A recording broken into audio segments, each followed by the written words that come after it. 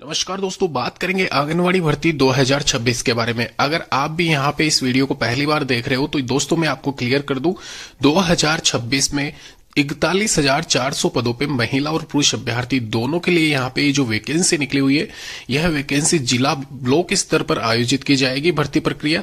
साथ ही साथ आपकी अपनी पंचायत समिति में आप यहाँ पे ज्वाइनिंग पा सकते हो, सरकारी नौकरी यहाँ पे पा सकते हो 2026 में।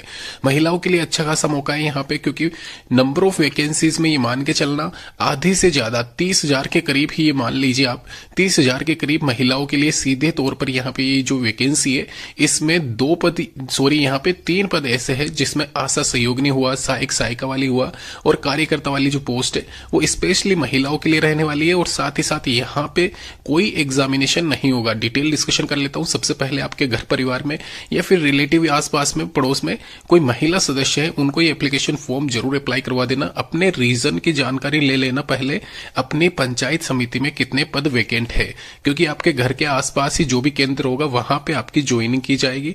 यहाँ पे आप देख सकते हो कार्यकर्ता और हेल्पर के पद देख लीजिए सबसे पहले, और आशा सहयोगिनी वाले पद देख लीजिए।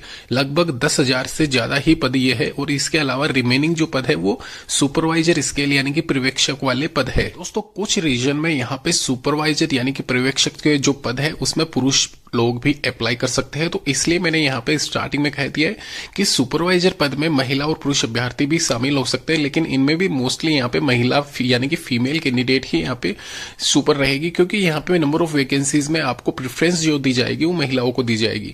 तो स्पेशली ये जो आंगनवाड़ी रिक्रूटमेंट 2026 है महिलाओं के लिए आरक्षित है, जरूर अप्लाई कीजिए। यहाँ पे ये ऊपर वाली जो तीनों वैकेंसीज है, यह वैकेंसीज में जो यहाँ पे सैलरी मेंशन की गई है वो 2025 के हिसाब से 5,000 का यहाँ पे इंक्रीमेंट आपको देखने को मिल सकता है 2026 में, अगर आपकी ये ज्वाइनिंग होती है एंड में आते आते। क्योंकि आप सभी को पता है यहाँ पे नया वेतन आयोग लागू होगा, तो उस हिसाब से 8th CPC के अकॉर्डिंग आपका जो HRA TA DA जो भी अलाउंसेज होते हैं उनमें इंक्रीमेंट लगेगा। यहाँ पे आयु सीमा की बात की जाए तो 18 मिनिमम और मैक्सिमम 35 और 38 के आसपास रखी गई है। तो ये आप देख लेना इंडिविजुअल वैकेंसी के हिसाब से। सुपरवाइजर अगर मैं बात करूं तो यहाँ पे आपको अच्छी खासी सैलरी मिलती है सुपरवाइजर पद के लिए, और ये डिपेंड करता है कि आपकी ज्वाइनिंग रूरल या अर्बन एरिया कहाँ पे होती है।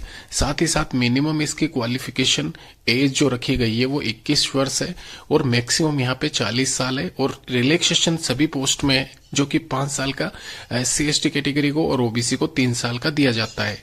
यहाँ पे ध्यान रखने की बात है, जो एकेडमिक क्वालिफिकेशन है उसमें मिनिमम योग्यता 8th क्लास पास रखी गई है, वो भी हेल्पर और सहयोगिनी की पोस्ट के लिए।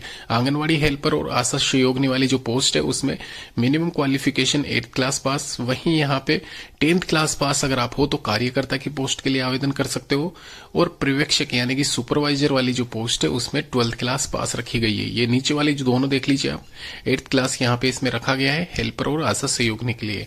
अगर आपने 12th क्लास पास कर रखा है तो आप यहाँ पे सभी पोस्ट के लिए एलिजिबल हो, ध्यान रखना। लेकिन आपकी आयु सीमा यहाँ पे जो पर्यवेक्षक वाला पद है यानी कि सुपरवाइजर वाला पद है उसमें 21 वर्ष होनी चाहिए, यानी 21 साल अगर आपने कंप्लीट कर ली है, अगर आपने 12th क्लास पास कर ली है तो आपको चारों ही पोस्ट के लिए आवेदन करना है और चारों ही पोस्ट के लिए प्रेफरेंस आपको डालनी है। ध्यान रखें जुलाई 2026 में इसकी संपूर्ण भर्ती प्रक्रिया मेरिट लिस्ट जारी कर दी जाएगी।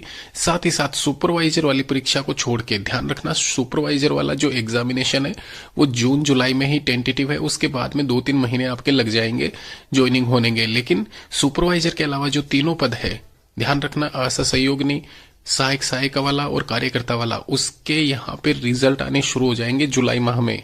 और कहीं ना कहीं इसके जो आवेदन प्रक्रिया है वो यहाँ पे इस महीने के एंड से जारी कर दी जाएगी। तो आप यहाँ पे इस चैनल को सब्सक्राइब कर लेना। इस चैनल के माध्यम से इस वैकेंसी की पल पल की न्यूज आपको देते रहेंगे।